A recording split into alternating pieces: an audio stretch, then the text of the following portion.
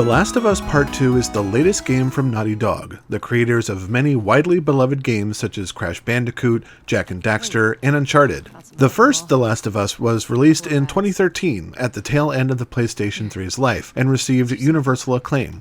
It was a massive change in tone from the Uncharted series, being a stealth-oriented shooter set in the post-apocalypse.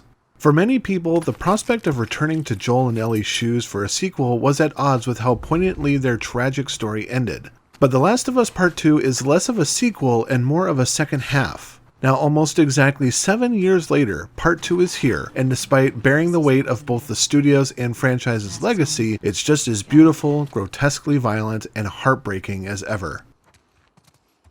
The Last of Us Part 2 takes place 4 years after the events of the first game. The use of the word part instead of the Arabic numeral 2 alone seems intentional. This is a continuation of the first game's story, not dissimilar to how Endgame is to Infinity War. Ellie is now an adult and must leave her home in Jackson to travel to Seattle, where most of the game takes place. Any specifics about the story are best left vague or undiscussed for the time being. It is best to go into this tale blind. I was fortunate enough not to have any plot details spoiled for me, and I feel incredibly sorry for anyone that did.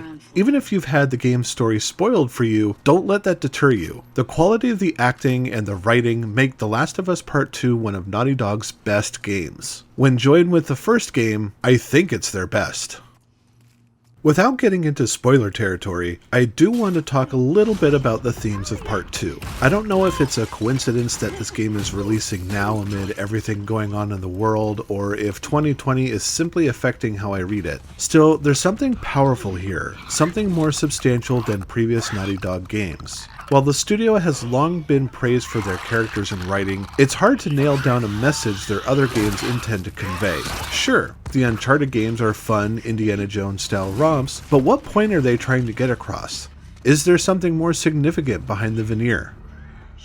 Most certainly, not all media needs a deeper layer. Still, it's hard to deny that it can be extraordinary when something is both enjoyable and meaningful, but that can likewise be a double-edged sword. This is where The Last of Us Part 2 shines brighter than any previous Naughty Dog game, and that message is incredibly congruent with the protests and riots happening all over the world during the summer of 2020. Part 2 looks at two things that are very much connected and relevant: the law of reciprocity and cyclical violence. Reciprocity is merely the idea that you reap what you sow, karma.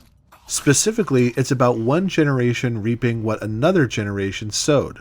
Since violence begets violence, where does it stop? If the law of retaliation dictates an eye for an eye and a tooth for a tooth, how long will it be before we're all without eyes or teeth? Part 2 does not answer these questions, but it does pose them with fervor and in multiple ways. I hope that everyone that plays this game will stop and think about the consequences of their out-of-game actions and how they can haunt not only themselves, but those around them, both now and in the future. Mechanically, The Last of Us Part 2 is deceivingly similar to the first game. While Uncharted 2 was a massive improvement over its predecessor, and the first Last of Us was a considerable departure from the Uncharted games, Part 2 plainly feels like a second The Last of Us. There have been improvements and changes, obviously, but their degree is truncated compared to other Naughty Dog sequels. I have no qualms with this, considering The Last of Us has long been my favorite game from the studio, but if you're expecting that level of change, you will be readily disappointed. As with the first game, The Last of Us Part 2 is a linear third-person shooter that heavily leans towards stealth. The game feels evenly split between combat and exploration. In combat, you can straightforwardly engage enemies, sneak by them unnoticed, or fluidly go back and forth between direct action and evasion. While exploring, you find notes providing context on your surroundings in addition to more immediately applicable information like safe codes. In these safes, and strewn throughout the world, you'll find resources useful for crafting items, such as Molotov cocktails, and upgrading yourself and your weapons. Most of the things you'll find are similar to the first game, though there are new craftables, like silenced pistols, and weapon upgrades now physically change their models. The most apparent change to the character upgrade system is found with training manuals. They no longer affect one specific skill, like shiv durability, but instead unlock new upgrade paths like stealth, crafting, and explosives. While combat plays quite similarly to the first game, new abilities such as dodging and lying prone give you a new advantage on the battlefield. Most importantly, they better facilitate the transition between direct combat and stealth. This allows you to avoid an enemy's attack, especially the infected, run away, and lie in tall grass, under large vehicles, or in knee-deep water to become hidden again. This dynamic shift between playstyles is the core of Part 2's combat. I think the developers took notes from the Batman Arkham series and Splinter Cell Blacklist because of how you can swoop in for an attack and escape to prepare for another with more confidence. Controlling the flow of combat in this way makes you feel incredibly powerful despite how fragile you actually are.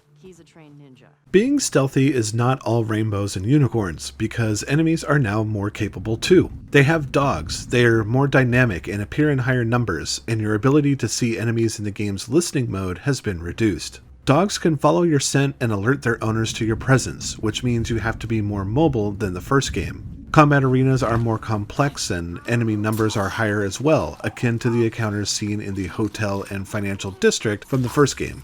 These two chapters are more the rule than the exception in Part 2. Enemies no longer follow a single preset path, so when you restart from a checkpoint, they often split into various groups and patrol different areas than they did on your previous attempt. Lastly, the listening mode returns from the first game but is much weaker. Enemies now appear as white blobs rather than the finely outlined silhouettes, and they must be closer for you to hear them. Some enemies are even invisible to your remarkable listening capabilities. All of this combines to make The Last of Us Part 2 a much better stealth game than its predecessor.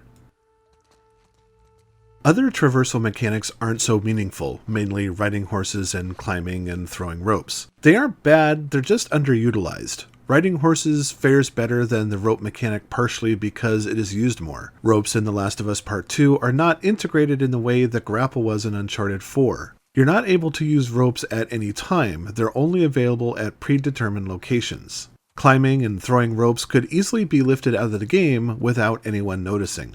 Horses, though less gimmicky, are still sparingly used as there's only one genuine open space in the game, and it's not as large as the similarly expansive area in Uncharted: The Lost Legacy. Environments in general are larger and more realistic, but less tightly designed. On a handful of occasions, I had a hard time figuring out where to go next, but never for very long. This stands out primarily because I don't remember ever having that issue in a Naughty Dog game before. But if I had to choose between overly authored and more spacious levels, I would choose the latter.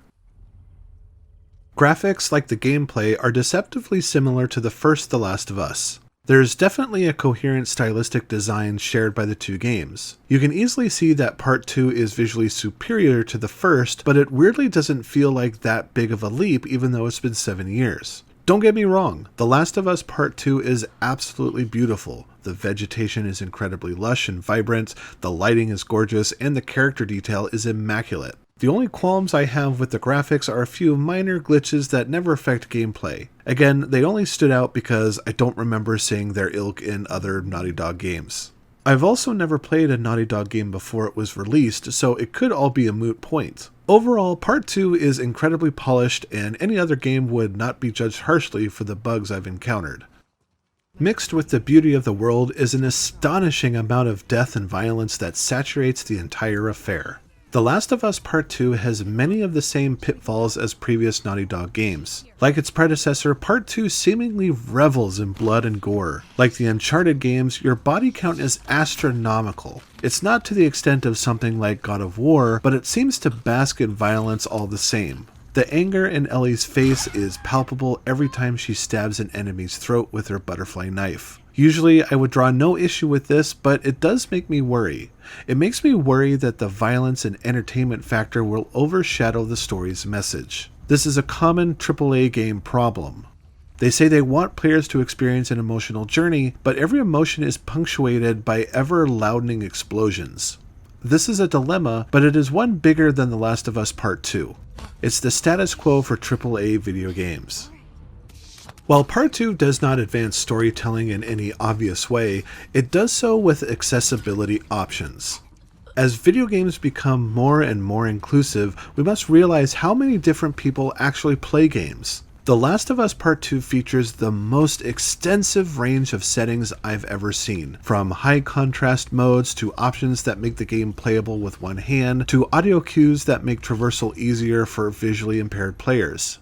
Every game developer should look at this game, not as the pinnacle of player accessibility, but as an excellent example nonetheless. There's no easy way to sum up The Last of Us Part 2. It carries all of the flaws of modern video games, but also tries to be so much more than that. It's a beautiful game, graphically and in terms of storytelling, but those qualities are coupled with a ridiculous level of violence and gore. Violence and gore that are the point and potentially overshadow the point. It's not perfect, but it's still amazing. It's the most well-crafted third-person game that Naughty Dog has made so far, as well as the longest, with impeccable writing, acting, and pacing. Much like the first game and the PS3, anyone with a PS4 should seek out The Last of Us Part 2. It is every bit as good as the first game, and together, the two games make Naughty Dog's most exceptional video game experience to date. DarkStation gives The Last of Us Part 2 5 stars.